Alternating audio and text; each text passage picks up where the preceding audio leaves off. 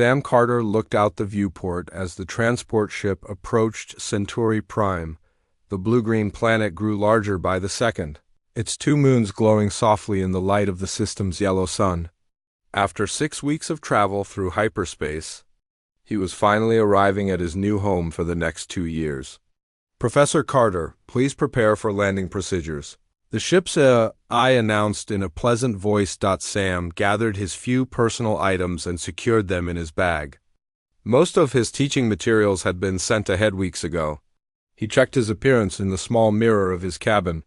His brown hair was neatly combed, and his blue uniform was free of wrinkles. First impressions mattered, especially as one of the first human teachers in the Galactic Confederation's education exchange program. The ship landed with barely a bump on the landing pad of Shutak Academy. Sam took a deep breath before the doors opened. The air that rushed in was sweet and slightly thicker than Earth's, but his body had been prepared for this through a series of treatments before departure. A group of 5 beings waited at the bottom of the ramp. 4 of them were clearly security personnel, their uniforms and alert postures giving them away despite their non-human appearance. The 5th, standing in the center, was tall and thin with blue-green scales that shimmered in the sunlight. This had to be the Academy headmaster. Sam walked down the ramp with confident steps and a friendly smile. "Greetings from Earth, I'm Professor Sam Carter." The tall alien bowed slightly. "Welcome to SciFiPrime, Professor. I am Headmaster Vril. We are honored by your presence at Shutak Academy." Vril's voice had an odd musical quality in his large eyes blinked vertically instead of horizontally. "The honor is mine," Sam replied, following the diplomatic phrases he had been taught. "I look forward to sharing human knowledge with your students." Vril's scales shifted color slightly, turning more yellow around the edges. Sam remembered from his cultural briefings that this indicated mild stress or concern in the Centurion species. "Yes, about that," Vril said, his 6-fingered hand tapping on a small datapad. "There have been some adjustments to your teaching arrangements." Sam kept his smile in place. "I'm happy to adapt to your methods." "Excellent." Vril gestured to a vehicle waiting nearby. "Please, let us continue this discussion on the way to your quarters." The transport was spacious and moved silently through the air above a sprawling campus. Buildings of crystal and living plants stretched across the landscape, connected by winding paths where students of various species walked, slithered, or floated between classes. "The Academy has 4,000 students from 15 different species," Vril explained. "Your class on human history has generated significant interest. We have 32 students enrolled from 7 species." "That's wonderful," Sam said, genuinely pleased. "I've prepared material covering Earth's development from early civilizations through our first contact with the Confederation." Vril's scales flickered again. "Yes, we received your curriculum. This is actually what I wish to discuss." He placed his datapad on the seat between them. "The board has assigned Counselor Trell to attend all your classes." Sam frowned slightly. "A counselor? Is there a concern about my teaching qualifications?" "Not at all," Vril said quickly. "Counselor Trell is our foremost expert in psychological trauma management." "Trauma management?" Sam repeated, confused. "I'm teaching history, not conducting combat training." Vril's scales now pulsed between blue and yellow. "You must understand, Professor Carter. Many Confederation species have evolved very differently from humans. After reviewing your proposed curriculum, our medical team felt that some of the subject matter might be distressing to our students." Sam laughed, thinking it was some kind of joke. "It's just history, facts about how humans developed civilization." The expression on Vril's face made it clear this was no joke. His scales had now settled into a solid yellow, and his large eyes had narrowed slightly. "Professor Carter, your curriculum contains references to over 15,000 distinct armed conflicts spanning thousands of years," Vril said quietly.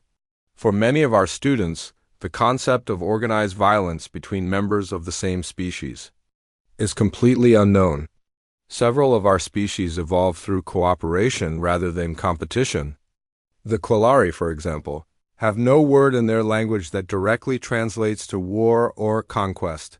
Sam sat back, stunned. He had never considered that his normal history lessons might be viewed as shocking or traumatic. On Earth, history and war were so intertwined that separating them seemed impossible. I see, he said slowly.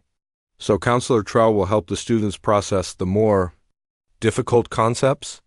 Precisely, Vril said, visibly relieved. We do not wish to censor your teaching, Professor. In fact, the board believes exposure to human history is valuable precisely because it is so different from our own experiences. We simply need to ensure appropriate psychological support is available. The transport stopped before a beautiful building made of living wood that had been grown into the shape of a dwelling. Vril gestured toward it. These are your quarters. Please take the evening to settle in. Tomorrow morning you will meet with Counselor Trell to discuss protocols for your first class. Sam nodded, still processing this unexpected complication. Thank you, Headmaster. I'll make any necessary adjustments. Vril's scales returned to their natural blue-green. We are grateful for your understanding. Dinner will be delivered at sunset. Is there anything else you require? Actually, yes. Sam said, could you provide me with materials about how your different species process new information? I want to make sure my teaching methods are effective. An excellent request, Vril said, looking genuinely pleased. I will send those to your quarters immediately. After Vril departed, Sam entered his new home. The living structure adjusted its temperature automatically as he entered, creating a perfectly comfortable environment. Large windows looked out over a garden of plants and colors Sam had never seen before. Sam unpacked his few belongings and sat on a chair that molded itself to his body. He pulled out his lesson plans and began reviewing them with new eyes. His very first lesson included the Bronze Age and the development of the first weapons. What would students think when they learned humans had spent thousands of years developing increasingly efficient ways to kill each other? How would they react to the concept of empires built through conquest? Or to the world wars with their millions of casualties? Sam sighed and set his plans aside. He would need to completely rethink his approach, not to hide human history, but to present it in a way that acknowledged its violence while helping non-human students understand the context. As the alien sun set outside his window, Sam realized he wasn't just teaching history anymore. He was representing his entire species to beings who might view humans as the most violent, dangerous creatures in the known galaxy. No pressure, he muttered to himself and began to plan. The next morning, Sam met Counselor Trell in a small meeting room near his classroom. The counselor was shorter than Headmaster Vril, with smooth, amphibious skin that shifted between soft green and blue colors. Large, expressive eyes dominated. Trell's round face and webbed hands held a datapad similar to Vril's. Professor Carter, it is a pleasure to meet you, Trell said in a gentle voice that seemed designed to be calming. I hope we can work together to make your classes both educational and emotionally safe. Sam nodded. I spent last night reviewing my materials. I can see now why some of it might be difficult for your students. Trell's skin brightened slightly. Your awareness is appreciated. May I explain our approach? Please do, Sam said. Before each class, I will prepare students with breathing exercises and mental shielding techniques. Trell explained. During your lectures, I will monitor emotional responses in the room. If distress levels rise too high, I may signal you to pause or shift topics. Trell handed Sam a small device. This will vibrate gently if intervention is needed. After class, I will conduct processing sessions to help students integrate what they have learned. Sam turned the small device over in his hand. Is all this really necessary? I mean, I understand our history contains violence, but they're just historical facts. Trell's skin darkened to a deep blue. Professor, many of our students come from worlds where organized violence has been absent for millions of years. Some species, like the Quillari, evolved as prey animals whose only survival strategy was cooperation and hiding. The concept that beings would deliberately harm others of their own kind is not just shocking, it contradicts their fundamental understanding of sentient behavior. Sam felt a growing sense of unease. He had never considered his own species from this perspective before. I see, so how do I teach human history without causing a mass panic? Contextualize, Trell said simply. Help them understand not just what happened, but why. And perhaps most importantly, how humanity moved beyond these behaviors to join the Confederation. Sam nodded slowly. I can do that.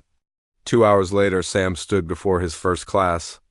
The room was arranged in tiered semicircles, with specially designed seating to accommodate various body types. 32 students watched him with expressions ranging from eager curiosity to nervous anticipation. Counselor Trell sat at the back, skin a calm blue-green. Welcome to Introduction to Human History, Sam began with a smile. Before we start, I want to acknowledge that some aspects of my species' development may seem unusual or even disturbing from your perspective.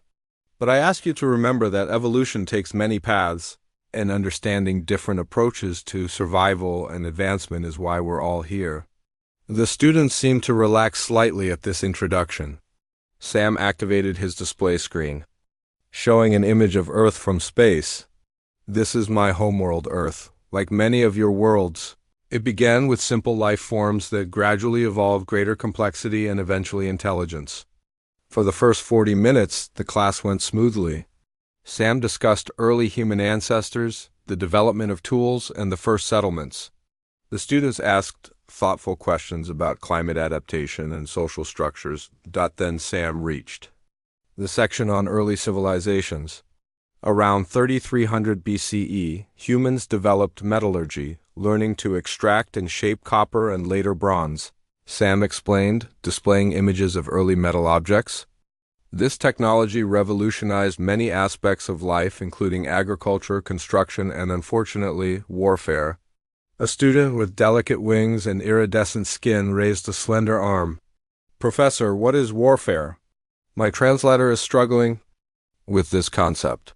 Sam paused, carefully considering his words. Warfare is organized conflict between groups of humans, using weapons and strategies to defeat opponents and achieve goals like territory control or resource acquisition. A ripple of movement went through the classroom. Several students shifted colors or emitted soft sounds of distress. The winged student who had asked the question folded their wings tightly against their back, a clear sign of anxiety. You mean ... deliberately causing harm to others of your own species? Another student asked, their voice barely audible.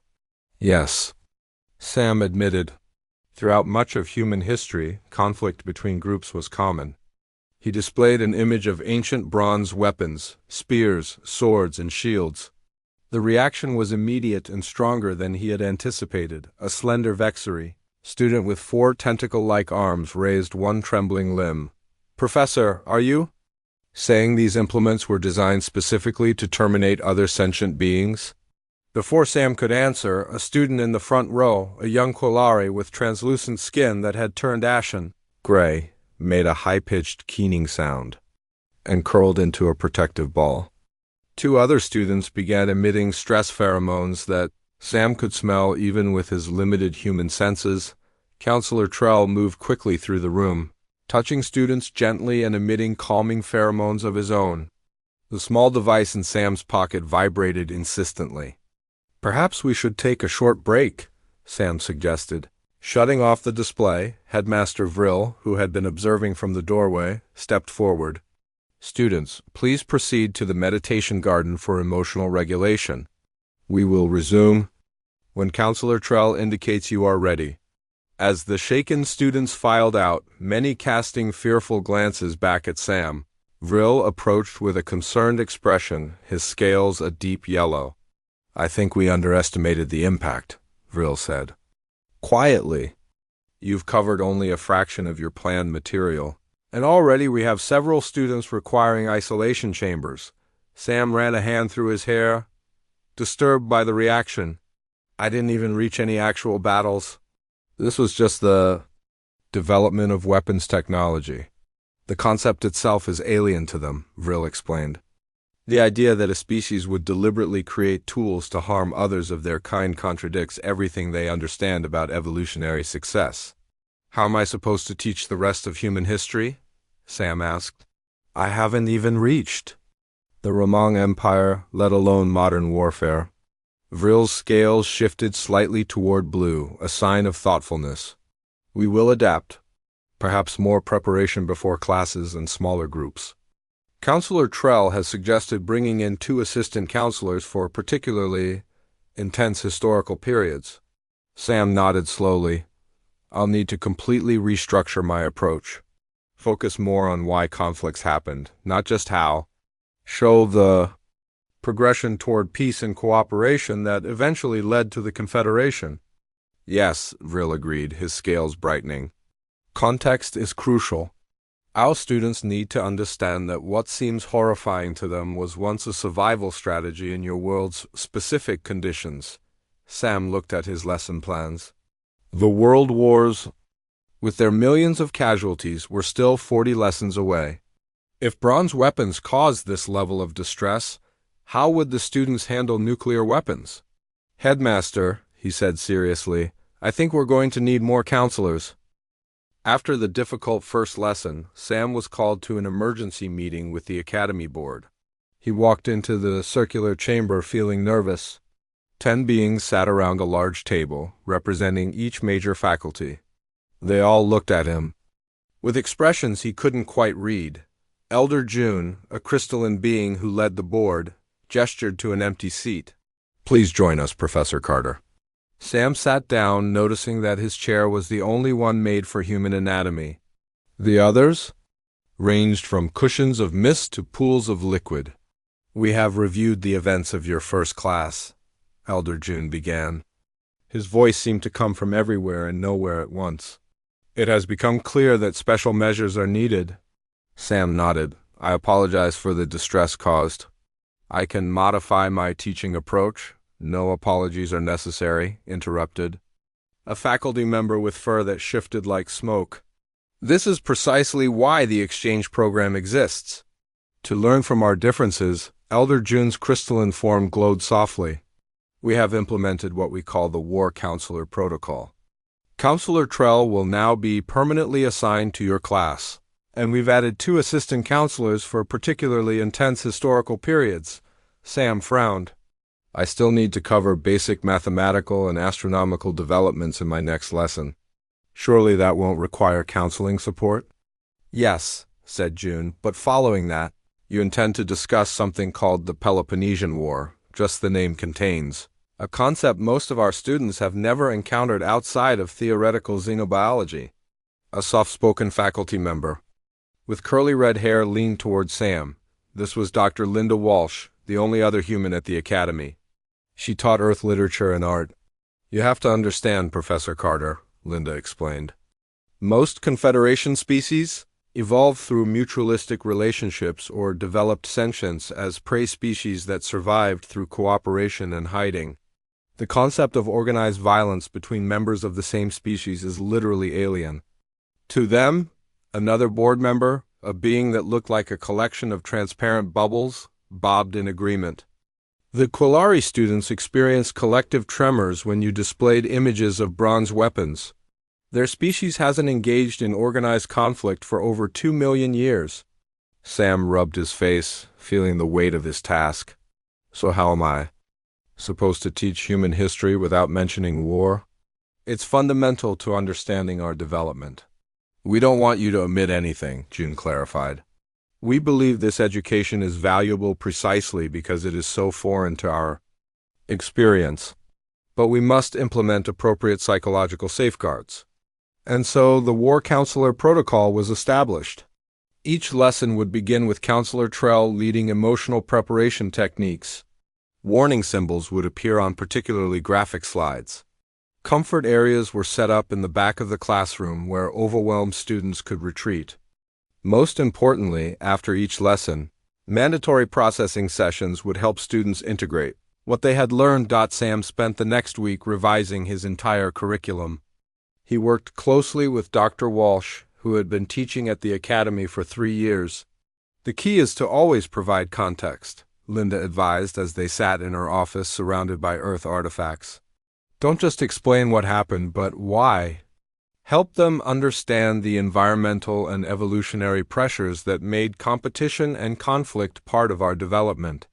Sam nodded, making notes on his datapad. I've been thinking about framing warfare as a failed adaptation something we had to overcome to reach our current state. That's good, Linda agreed. But also be honest about the technological advancements that came from conflict. Many students find it fascinating that terrible circumstances can still produce positive outcomes. When classes resumed, Sam faced a smaller group. Several students had transferred to other courses, but those who remained seemed both nervous and determined. Before we continue our exploration of human history, Sam began, I want to thank you all for your courage. Understanding different evolutionary paths isn't always comfortable, but it's how we grow as a galactic community. Counselor. Trell and his two assistants sat at strategic points around the room. They had worked with the students for several days on emotional regulation techniques specifically designed for learning about human history. Today, we'll discuss how early human societies developed mathematics and astronomy, Sam continued. These fields emerged partly from practical needs like agriculture and navigation, but also from human curiosity about our place in the universe, a trait I believe we share with all of you. The lesson proceeded smoothly. Students asked thoughtful questions about Earth's night sky and the development of counting systems. Sam felt relieved. This was the kind of teaching he had imagined when he applied for the exchange program. The next class would be more challenging. Sam had to introduce the concept of city-states and their conflicts. He had prepared carefully, working with Trell to identify potentially troubling concepts and develop appropriate framing. In early human civilizations, resources were often limited and unevenly distributed, Sam explained during the next lesson. Different groups developed different solutions to survival challenges. When these groups encountered each other, they sometimes competed rather than cooperated. A student with feathery tendrils raised a limb. Why wouldn't they simply share resources? Wouldn't cooperation benefit all parties? A logical question, Sam acknowledged. And eventually humans did develop systems of trade and cooperation. But our early evolutionary path emphasized individual group survival, which sometimes came at the expense of others. The student's tendrils rippled in what Sam had learned was a sign of deep thought. So humans had to learn cooperation rather than having it as an instinct? Fascinating, Sam smiled. Exactly. Much of human history can be viewed as the long, often painful process of overcoming our competitive instincts and developing better ways to coexist. This framing helped. When Sam carefully introduced the Peloponnesian War, there was still visible distress among the students, but it was manageable. Counselor Trell only needed to intervene twice, and no one required emergency isolation. After class, Headmaster Vril waited by the door, his scales a pleased blue-green. A significant improvement, Professor Carter. The War Counselor Protocol appears to be working. Sam nodded, feeling cautiously optimistic. The students are remarkably resilient. Once they understand the context, they seem able to process even difficult concepts. Indeed, Vril agreed. Several have expressed that. While human history is disturbing, it is also oddly compelling. They find your species' journey from conflict to cooperation inspirational. Sam hadn't expected that reaction. Inspirational? Our history is full of terrible violence. Yes, said Vril, but you overcame it. You developed from competitive groups? Constantly at war to a unified species capable of joining the Confederation. That transformation fascinates many students. As they walked through the crystal hallways, Vril added, the board is actually considering expanding the human history program.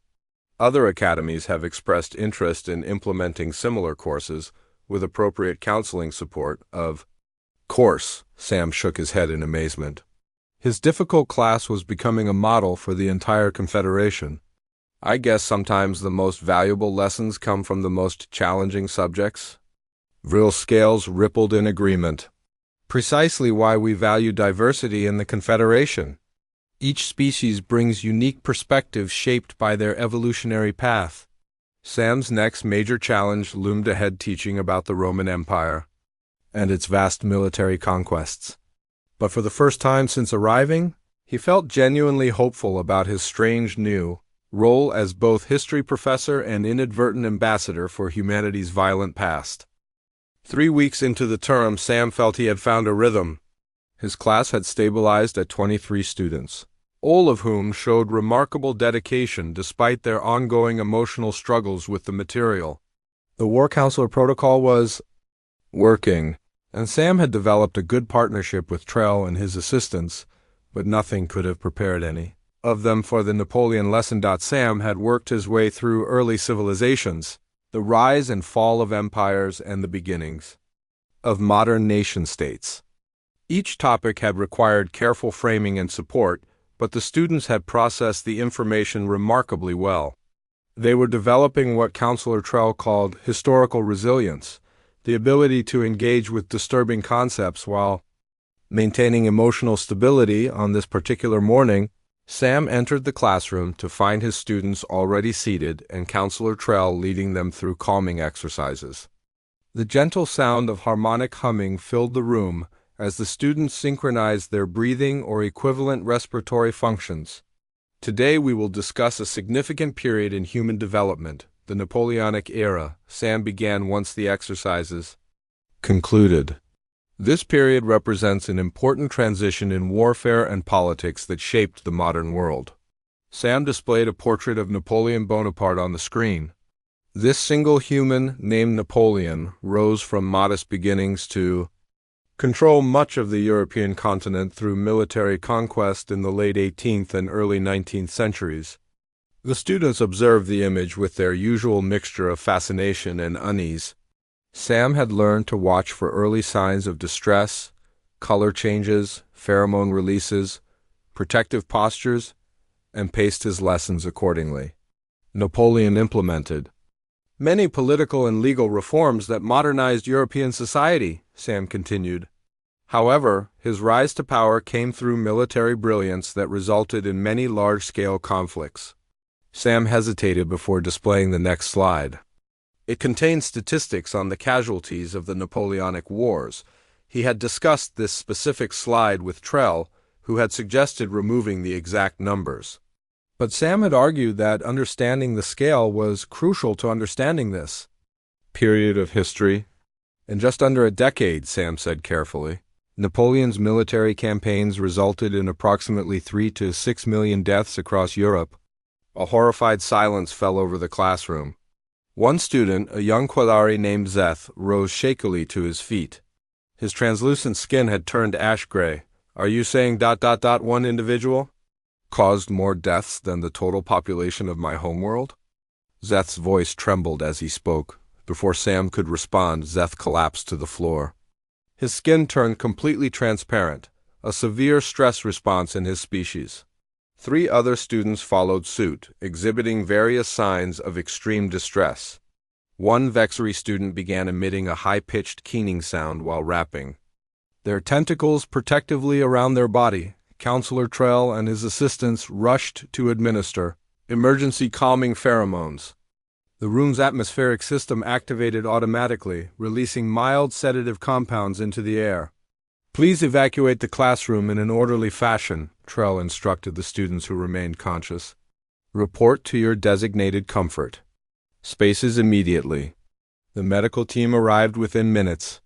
They placed the unconscious students on hover stretchers and transported them to the medical facility. Sam watched helplessly, feeling a mixture of guilt and confusion. "I don't understand," he said to Trell once the room had cleared. "We've discussed wars before. Why was this so much worse?" Trell's skin had darkened to a deep blue, a sign of serious concern. The scale, Professor Carter, and the fact that it was attributed to a single individual's decisions.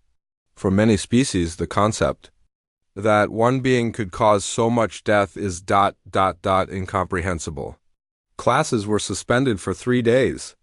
The Academy implemented what they called historical decompression chambers, specially designed spaces where students could process the concepts they were learning through art therapy, meditation, and guided discussions. Sam spent those 3 days questioning his role at the academy. He visited the medical facility daily, checking on the students who had collapsed. They were recovering physically, but the psychological impact remained uncertain. On the evening of the 3rd day, Sam received a message asking him to meet Headmaster Vril in the meditation garden. He found the headmaster seated beside a pool of glowing water, his scales a thoughtful blue. "Professor Carter," Vril greeted him, "please join me." Sam sat on the bench beside Vril. "How are the students?" "Recovering," Vril replied. "Zeth has asked to speak with you tomorrow if you are willing." Sam nodded. "Of course. I want to apologize for causing such distress." "That will not be necessary," Vril said. "Zeth has expressed not distress, but gratitude." "Gratitude?" Sam asked, confused. "Yes," he said, "the experience has given him insight into the human condition that no amount of theoretical study could provide." Vril's scales shifted to a lighter blue. "This is true for many of the students. Their initial shock is giving way to a deeper understanding."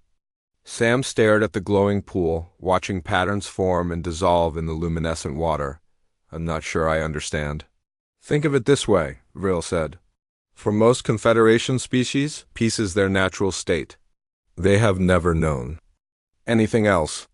But humans fought and struggled their way to peace. You chose it, despite your capacity for violence. Some students are beginning to see that as a profound strength." When classes resumed, attendance had dropped again. Only 23 students remained. Those who returned seemed different, more serious, more focused. They asked deeper questions that went beyond simple facts to explore the why behind human behavior. "But why would humans fight for abstract concepts like nationalism or freedom?" asked Ixile, a hive mind student representing a collective of 1,000 individual organisms. "Risking physical destruction for non-physical ideas seems irrational."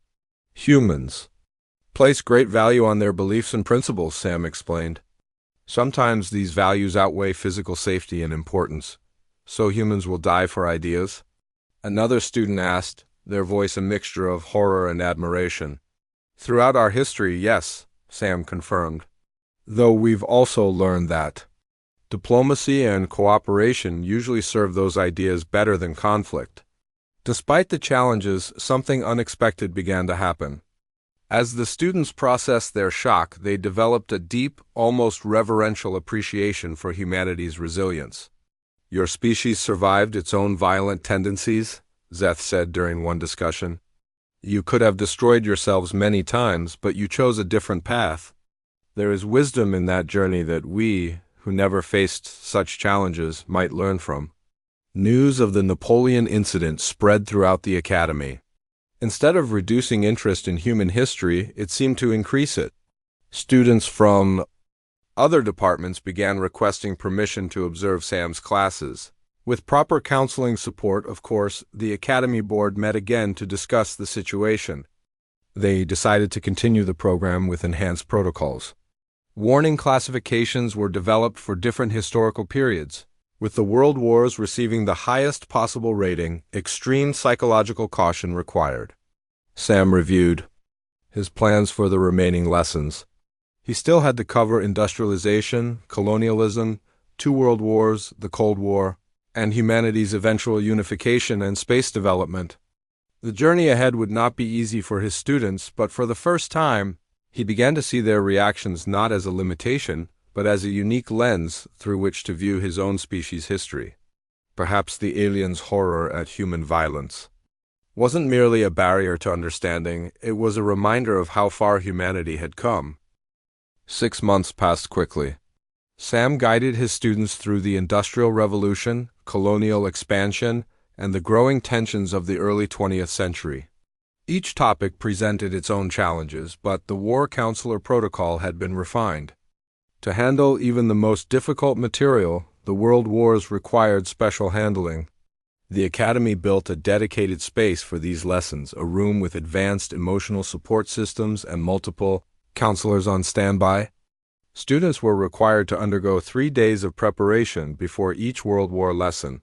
Despite these precautions, several students still needed to take breaks during the sessions, retreating to comfort corners when the material became overwhelming. Yet, something remarkable happened during this period. Word of Sam's class spread throughout the Confederation. Educational observers from other worlds requested permission to study the program.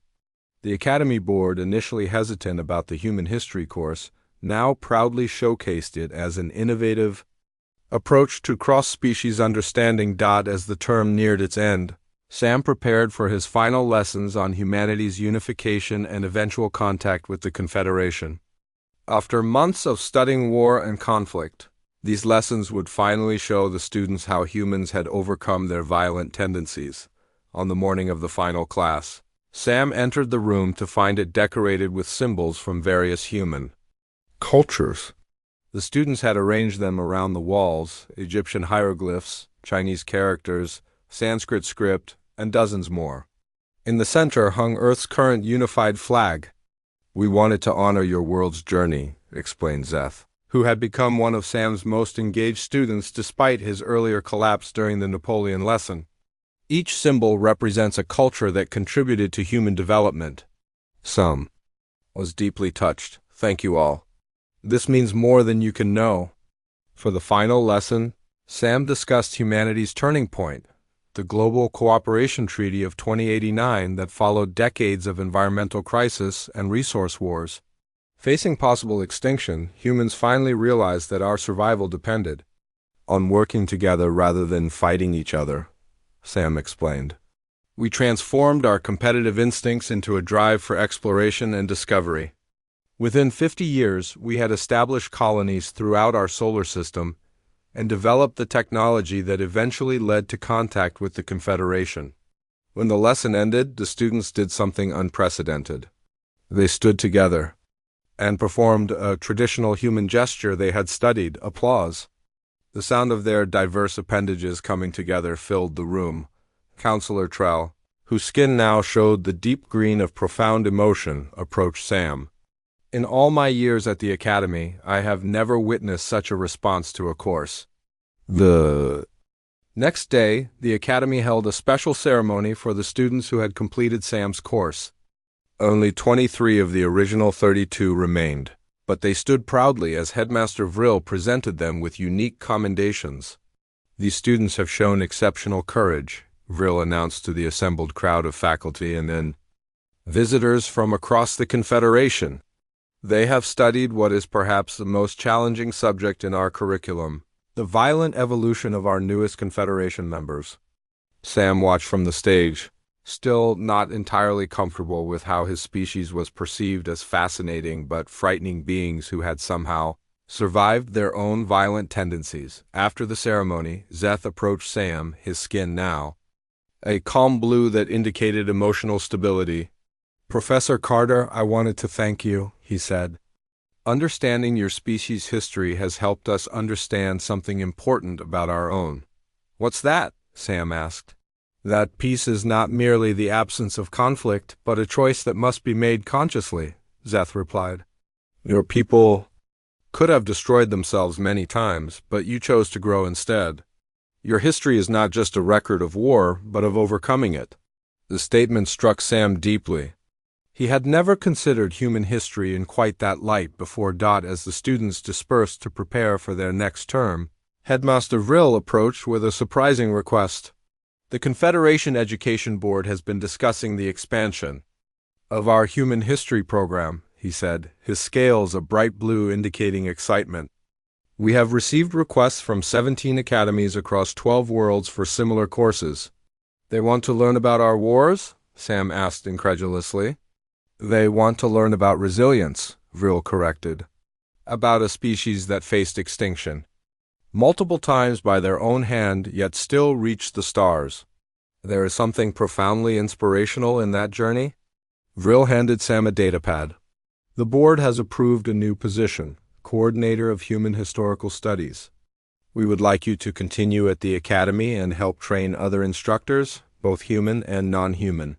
Sam looked at the datapad, amazed at how differently things had turned out from what he had expected. "I'd be honored," he said. One week later, Sam sat in his living quarters preparing materials for the expanded program. On his desk sat a small crystal statue the students had given him, a human figure standing beside an alien one sharing knowledge.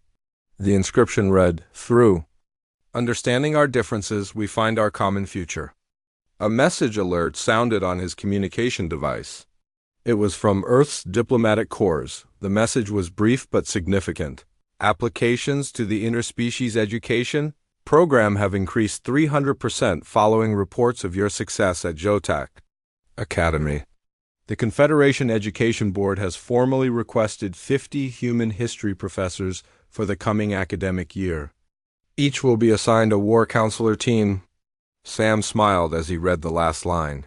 "It seems that our bloody history, long considered a source of shame when comparing ourselves to more peaceful species, has become one of our most valuable contributions to galactic education.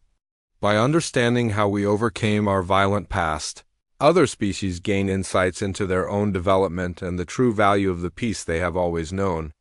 As Sam prepared for the arrival of the new human teachers, he added a new introductory statement to his teaching guidelines.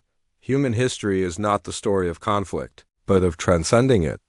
In studying our wars, we learn not how to fight, but why to cherish peace."